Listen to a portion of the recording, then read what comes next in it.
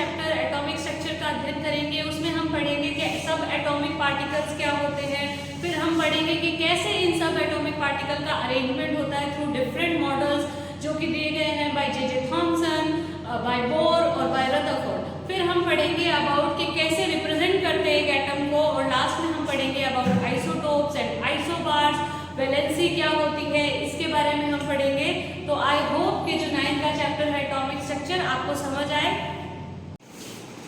Hello student, thank you very much, धन्यवाद, शुक्रिया, आपने और हमने मिलकर साथ में 1K सब्सक्राइबर पूरे किए हैं, तो थैंक यू सो मच। और इसी कड़ी को ऐसे ही बढ़ाते हुए मैं आशा करती हूँ कि जल्दी से जल्दी खूब सारे सब्सक्राइबर इसी तरह बढ़ते रहे। तो मैं अपने अगले चैप्टर के साथ आप सभी के सामने, तो आज हम पढ़ने वाले हैं क्लास 9 का चैप्टर एटॉमिक स्ट्रक्चर। आपने इससे पहले एक चैप्टर पढ़ा होगा एटम्स और मॉलिक्यूल्स के बारे में, जिसमें आपने देखा होगा कोई भी मैटर जो होता है वो क्या करता है, स्पेस ऑक्यूपाई करता है, उसका कुछ मास होता है, और मैटर की जो स्ट्रक्चर यूनिट होती है उसे हमने एटम बोला था। फिर एक साइंटिस्ट आए थे डाल्टन, जिन्होंने दी थी एटॉमिक थ्योरी। उन्होंने ये बोला था कि एटम्स जो है उन्हें फर्दर डिवाइड नहीं कर सकते, और एटम्स जो है उन्हें फर्दर डिवाइड नहीं कर सकते। इस कंसेप्ट को बाद में बहुत सारे ऐसे साइंटिस्ट आए, जैसे जे थॉमसन, आपने नाम सुना होगा। तो जे थॉमसन ने क्या किया था, जे थॉमसन ने डिस्कवर किया था इलेक्ट्रॉन, ठीक है।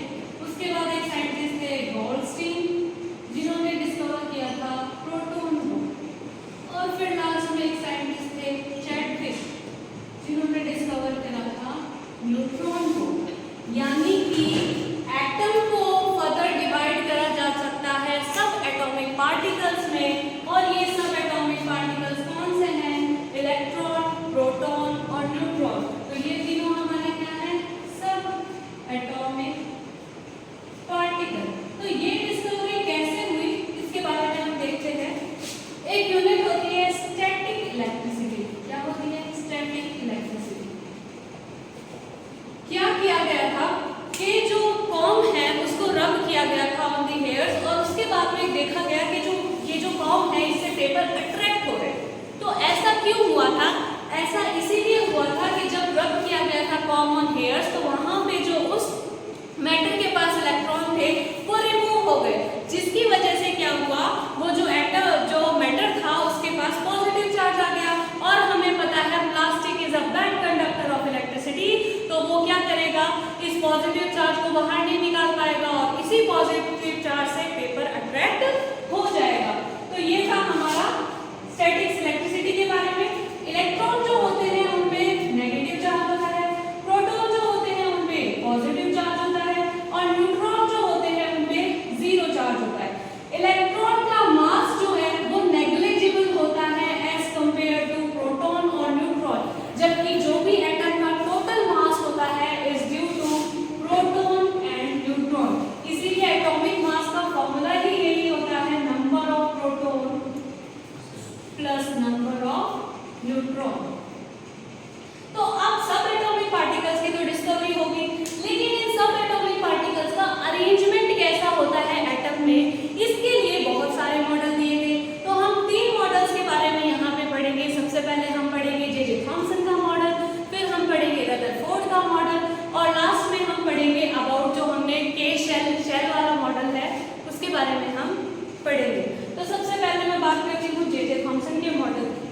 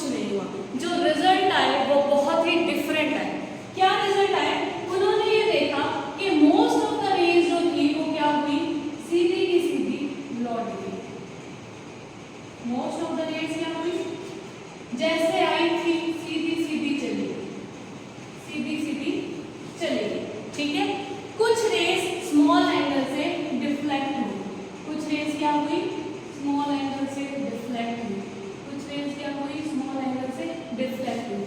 और 12,000 में से एक अल्फा पार्टिकल ऐसा था जो कि क्या हुआ, 180 डिग्री के एंगल से वापस लौटा, यानी अपने ही पाथ पर वापस लौट गया। और इसके आधार पर रदरफोर्ड ने 3 कंक्लूजन निकाले। सबसे पहला कंक्लूजन ये निकाला कि ज्यादातर रेस सीधी लौट रही है, यानी most of the space in atom is empty, वो खाली होता है। जबकि कुछ एंगल से कुछ डिफ्लेक्ट हो रही थी, तो उन्होंने बोला कि जो पॉजिटिव चार्ज है वो बहुत ही स्मॉल स्पेस में लोकेटेड है। फिर उन्होंने जो थर्ड रिजल्ट निकाला था कि भाई 180 डिग्री से वापस आ रही है, तो उन्होंने बोला जो पॉजिटिव मास है वो सेंटर में कंसंट्रेटेड है, और इसको उन्होंने बाद में नाम दिया था न्यूक्लियस। क्या नाम दिया था, न्यूक्लियस, न्यूक्लियस नाम दिया था। और पॉजिटिव चार्ज इसी न्यूक्लियस के अंदर होता है, यानी प्रोटॉन प्लस न्यूट्रॉन दोनों ही क्या होते हैं, इस न्यूक्लियस के अंदर होते हैं। और इलेक्ट्रॉन जो है वो स्फेरिकल पाथ में इस न्यूक्लियस के अराउंड रिवॉल्व करता है। लेकिन ये एक्सपेरिमेंट भी पूरी तरह से माना नहीं गया, ये मॉडल भी क्यों नहीं माना गया, क्योंकि अगर कोई इलेक्ट्रॉन सर्कुलर पाथ में कंटिन्यूअसली ट्रैवल कर रहा है तो फिर उसके पास एक्सेलरेशन होगा, उसके पास एक्सेलरेशन होगा यानी वो एनर्जी को लूज करेगा। वो जब एनर्जी को रेडिएट करेगा, लूज करेगा, तो ऐसा टाइम आएगा जब उसकी पूरी एनर्जी लूज हो जाएगी और वो जाकर क्या होगा, न्यूक्लियस के अंदर पड़ जाएगा। लेकिन न्यूक्लियस के अंदर चिपकने वाला ऐसा कोई केस नहीं होता, क्योंकि एटम बहुत ज्यादा स्टेबल होता है। अगर वो न्यूक्लियस के अंदर चला जाता तो वो अनस्टेबल हो जाता। इसीलिए ये एक्सपेरिमेंट भी क्या हुआ, ये एक्सपेरिमेंट भी क्या हुआ, सक्सेसफुल नहीं हुआ। क्योंकि एक सेकेंड, हाँ, जे थॉम्सन का मॉडल जो हमने पहले पढ़ा था उसे और भी नामों से जाना जाता है, जैसे कि क्रिसमस पुडिंग, प्लम पुडिंग,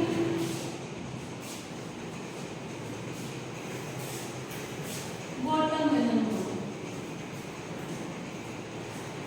ठीक है, जैसे कि क्रिसमस पुडिंग जो होती है उसमें ड्राई फ्रूट्स रहते हैं, वो रिप्रेजेंट करेंगे इलेक्ट्रॉन को, जबकि जो स्फीयर है पॉजिटिव चार्ज वाला वो रिप्रेजेंट करेगा इसका पॉजिटिव चार्ज को। ठीक है, उसके बाद हमने रदरफोर्ड के एक्सपेरिमेंट के हिसाब से कंक्लूजन निकाले थे कि most of the space and कैसा होता है एटम में, ज्यादातर भाग जो होता है एटम का वो कैसा होता है, एम्प्टी होता है। उसके बाद जो उसका मास है या जो उसका पॉजिटिव चार्ज है वो कहाँ कंसंट्रेटेड होता है, वो कंसंट्रेटेड होता है सेंटर पर, जिसे हमने क्या बोला था, न्यूक्लियस बोल दिया था, न्यूक्लियस बोल दिया था। और फिर हमने बोला था कि जो एटम होता है वो ओवरऑल न्यूट्रल है, और सर्कुलर पाथ में जो इलेक्ट्रॉन है वो इस न्यूक्लियस के अराउंड क्या करते हैं, सर्कुलर पाथ में इलेक्ट्रॉन रिवॉल्व करते हैं इस न्यूक्लियस के अराउंड। लेकिन हमने ये बोला कि अगर इलेक्ट्रॉन, ऐसे भी हम सर्कुलेटरी मोशन में देखते हैं कि यदि कोई पार्टिकल सर्कुलेशन मोशन करता है तो उसके पास कुछ एक्सेलरेशन होना चाहिए, और एक्सेलरेशन होगा तो वो कुछ एनर्जी रेडिएट करेगा, एनर्जी उसकी कंटिन्यूअसली कम होएगी, और एक समय ऐसा आएगा जब वो नीचे न्यूक्लियस के अंदर गिर जाएगा इलेक्ट्रॉन। बट ऐसा नहीं होता, क्योंकि एटम एक स्टेबल पार्टिकल है, इसीलिए ऐसा नहीं होता। तो ये मॉडल में भी कुछ क्या थे, ड्रॉबैक्स थे। तो फिर आए एक साइंटिस्ट जिनका नाम था बोर, और बोर ने जो है वो कुछ पोस्टुलेट्स दिए और अपना मॉडल दिया। कहा कि इलेक्ट्रॉन ऐसे नहीं चलता फिरता किसी भी ऑर्बिट में ऐसे ही रिवॉल्व करने लग जाए, किसी कहीं पे भी जाकर वो कुछ स्पेसिफिक ऑर्बिट में रिवॉल्व करता है, जिन्हें हम डिस्क्रीट ऑर्बिट बोलते हैं या फिर शेल भी बोलते हैं। उन स्पेसिफिक ऑर्बिट्स को जहाँ पे इलेक्ट्रॉन रिवॉल्व करता है उसे क्या बोल देते हैं, उन्हें हम डिस्क्रीट ऑर्बिट या फिर शेल बोल देते हैं। ठीक है, और जब इलेक्ट्रॉन इन शेल में रिवॉल्व करता है तब इलेक्ट्रॉन क्या नहीं करता, तब इलेक्ट्रॉन एनर्जी रेडिएट नहीं करता। ये किसने पोस्टुलेट दिए, ये बोर ने दिए। बोर ने कहा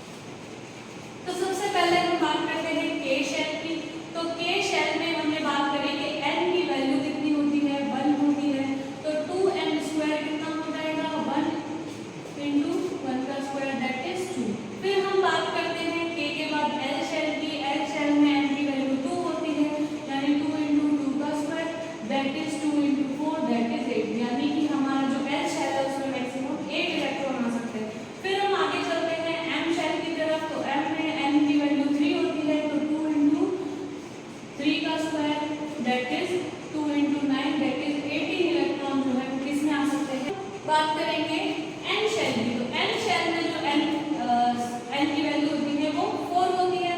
तो यहाँ से 2 इंटू 4 का स्क्वायर होता है 16 इंटू 2 दैट इज 32 इलेक्ट्रॉन। यानी सबसे पहले इस फॉर्मूले के आधार पर, बोर के मॉडल के आधार पर हम कितने मैक्सिमम इलेक्ट्रॉन डाल सकते हैं? के शेल में हम 2 मैक्सिमम इलेक्ट्रॉन डाल सकते हैं, एल शेल में हम 8 मैक्सिमम इलेक्ट्रॉन फिट कर सकते हैं, एम शेल में हम 18 मैक्सिमम इलेक्ट्रॉन फिट कर सकते हैं और एन शेल में हम 32 इलेक्ट्रॉन मैक्सिमम फिट कर सकते हैं। एक और पॉइंट याद रखें, तो यानी कि इलेक्ट्रॉन को अरेंज करने के लिए हमें पहला पॉइंट तो ये हो गया। दूसरा पॉइंट ये है कि जो हमने इलेक्ट्रॉन डाले हैं, तो जो आउटर मोस्ट शेल है, आउटर मोस्ट शेल यानी कि सबसे बाह्यतम कक्ष जिसमें इलेक्ट्रॉन भरे हैं, वो कोई भी एटम ये चाहेगा वो शेल क्या हो, कंप्लीट हो, यानी कि उसमें ऑक्टेट 8 इलेक्ट्रॉन पूरे हो। कोई भी एटम क्या चाहेगा कि उसके आउटर मोस्ट शेल का ऑक्टेट पूरा हो, यानी कि 8 इलेक्ट्रॉन हो, यानी maximum electron that can be fit in outer most shell shell be equal to 8 electron. और उसके बाद अपन चलते हैं कि भाई पहले जो है ऐसा नहीं है कि कहीं से भी शेल भर दिए, पहले के शेल भरा जाएगा, उसके बाद एल में एंटर होएगा इलेक्ट्रॉन, अगर एल भर गया फिर उसके बाद एम में होगा और फिर एल में होगा। कभी कभी ऐसा होता है कि जो बाह्यतम का आउटर मोस्ट शेल है वो कौन सा है, एल है, तो उसमें के है, तो उसमें ड्यूप्लेट रूल भी फॉलो करता है। अभी तक हमने ऑक्टेट रूल की बात करी। ड्यूप्लेट का मतलब ये होता है कि 2 इलेक्ट्रॉन अगर बाह्यतम कक्ष में पूरे हैं तो फिर वो 2 ही रखना चाहेगा, वो 2 लाने की कोशिश करेगा, ठीक है। अब एक टर्म आती है वैलेंसी या संयोजकता। तो वैलेंसी या संयोजकता क्या है? अपना डिप्लेट या ऑक्टेट पूरा करने के लिए कोई भी एटम इलेक्ट्रॉन को या तो गेन करना चाहेगा या लूज करना चाहेगा, और ये जो गेन और लूज इलेक्ट्रॉन का होगा उसी को उसकी वैलेंसी बोलेंगे, यानी combining capacity of an atom is known as valency. सब ऑक्टेट क्यों पूरा करना चाह रहे हैं या सब डबलेट क्यों पूरा करना चाह रहे हैं? क्योंकि सभी लोग क्या चाहते हैं, स्टेबल रहना चाहते हैं, इसलिए एटम भी तो क्या चाहेंगे, स्टेबल रहना। तो जब उनका ऑक्टेट या डुप्लेट पूरा हो जाता है तब एटम स्टेबल हो जाते हैं, इसीलिए वो क्या करना चाहते हैं, वो ऑक्टेट या डुप्लेट को पूरा करना चाहते हैं। तो वैलेंसी क्या हो गई, कंबाइनिंग कैपेसिटी ऑफ एटम। अपने ऑक्टेट पूरा करने के लिए कितना इलेक्ट्रॉन गेन करता है या कितना लूज करता है, वही उसकी वैलेंसी होती है।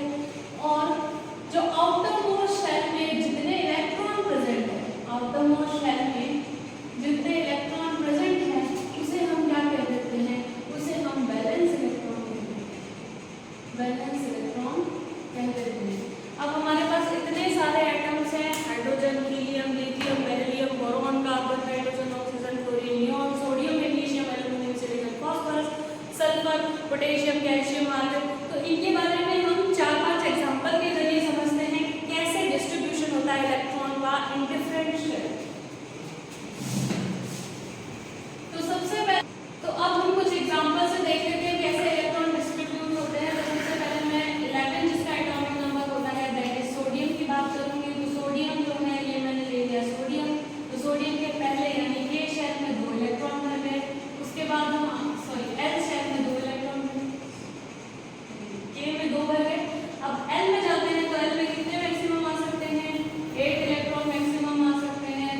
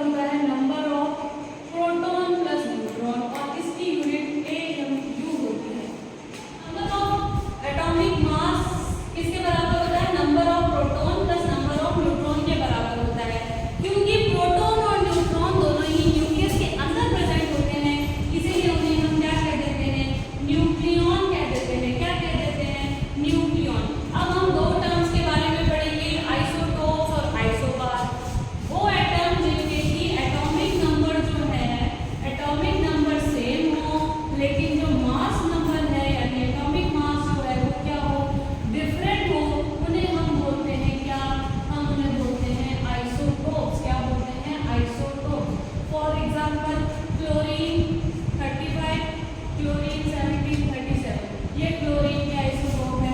सिमिलरली हम देखेंगे जो है प्रोटियम, ड्यूटेरियम, ट्राइटियम, ये हाइड्रोजन के आइसोटोप्स, हाइड्रोजन आइसोटोप्स। क्या बोला इसको मैंने? प्रोटियम, ड्यूटेरियम, और इसको हमने क्या कर दिया? अब आप तीनों आइसोटोप्स में देख पा रहे हो कि इसमें जो प्रोटॉन या एटॉमिक नंबर है वो सब में क्या है? एक एक है, लेकिन जो न्यूट्रॉन के नंबर है ना वो डिफरेंट होते हैं। न्यूट्रॉन क्या होता है? जो हमारे प्रोटॉन माइनस जो हमारा ए है, यानी एटॉमिक नंबर में से जब हम ए माइनस करते हैं वो न्यूट्रॉन, तो 1 - 1 कितना होता है? 0, यानी इसमें न्यूट्रॉन कितने हैं? 0। 1 - 2 - 1 करोगे कितना आएगा? 1 आएगा, यानी इसमें न्यूट्रॉन कितना है? 1। जबकि 3 में से 1 माइनस करोगे तो कितना आएगा? 2, यानी इसमें न्यूट्रॉन कितने हैं? 2 है। तो हाइड्रोजन के ये 3 आइसोटोप्स हो गए, क्लोरीन के ये 3 आइसोटोप्स हो गए। अगर मान लो क्लोरीन कहीं प्रेजेंट है तो क्लोरीन का जो है 25% भाग तो होगा 37 वाला, और 75% भाग होगा 35 वाला, क्योंकि ये 3:1 रेशियो में रहते हैं। इसीलिए जो क्लोरीन का हम एवरेज मास लेते हैं, और एवरेज मास जो है वो क्या होता है? एवरेज मास होता है इसका 35.5 AMU। ठीक है, ये हम लेते हैं क्लोरीन, क्योंकि दो आइसोटोप्स हमको मिलते हैं, क्योंकि इनका एटॉमिक नंबर है, इनका एटॉमिक नंबर जो है वो क्या है? सेम है। इसीलिए इनकी केमिकल प्रॉपर्टीज जो है वो सेम होगी, लेकिन इनकी फिजिकल प्रॉपर्टीज जो है वो डिफरेंट होती है। सिमिलरली अगर मैं बात करूं कि एटॉमिक नंबर अगर डिफरेंट हो लेकिन एटॉमिक मास क्या हो? सेम हो, तब इन्हें हम बोल देते हैं आइसोबार्स। क्या बोल देते हैं? आइसोबार्स। जैसे आर्गन और कैल्शियम, एक का एटॉमिक नंबर 20 होता है, एक का 18 होता है, लेकिन दोनों का मास जो है वो 40-40 होता है, तो इन्हें हम क्या कह देते हैं? आइसोबार्स कह देते हैं। या फिर मैं ऐसे भी कह सकती हूँ इनमें न्यूक्लियॉन की संख्या जो है वो सेम होती है, क्योंकि एटॉमिक मास किसकी वजह से हो रहा है? न्यूक्लियॉन, यानी प्रोटॉन प्लस न्यूट्रॉन के सम से ही हो रहा है, इसीलिए इनमें न्यूट्रॉन की संख्या क्या है? बराबर। तो इनमें जो केमिकल प्रॉपर्टीज हैं वो तो हो जाती हैं डिफरेंट, केमिकल प्रॉपर्टीज तो क्या होती हैं? डिफरेंट, लेकिन इनकी जो फिजिकल प्रॉपर्टीज हैं वो क्या हो जाती है? आइसोबार्स की सेम। यानी जस्ट उल्टा किसका है? जस्ट उल्टा है किसका? आइसोटोप का। आइसोटोप में केमिकल प्रॉपर्टी सेम होगी, इसमें फिजिकल प्रॉपर्टी सेम होगी। आइसोटोप्स में जो है फिजिकल प्रॉपर्टी डिफरेंट होती है, इसमें केमिकल प्रॉपर्टी डिफरेंट होती है। तो ये बात है। अब आइसोटोप्स के कुछ यूजेस होते हैं, जैसे कॉल्बर्ट का आइसोटोप है, उसका इस्तेमाल किया जाता है कैंसर के ट्रीटमेंट में। न्यूक्लियर रिएक्टर में यूज किया जाता है यूरेनियम के आइसोटोप्स को, और आयोडीन के आइसोटोप को यूज किया जाता है फॉर ट्रीटमेंट ऑफ गॉइटर। तो आज हमने कैसे पढ़ा? सब एटॉमिक पार्टिकल्स के बारे में पढ़ा, फिर उन सब एटॉमिक पार्टिकल्स का अरेंजमेंट कैसे होता है वो हमने पढ़ा थ्रू डिफरेंट मॉडल। हमने पढ़ा रदरफोर्ड का मॉडल, हमने पढ़ा जे जे थॉम्सन का मॉडल,